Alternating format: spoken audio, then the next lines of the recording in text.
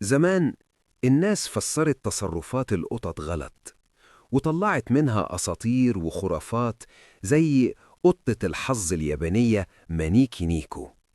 الناس كانت فاكرة إنها بتجذب الفلوس والحظ، لكن الحقيقة دي رمز ثقافي مش أكتر.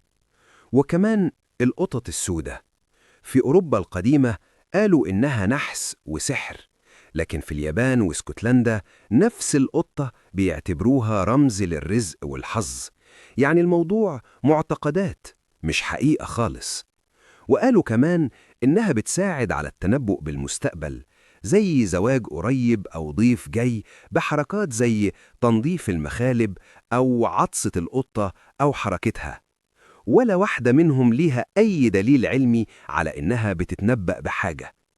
الخلاصة، القطط كائنات ذكية وحساسة، بس مش بتشوف الغيب، واللي اتقال عنها أساطير شعبية مش حقيقة.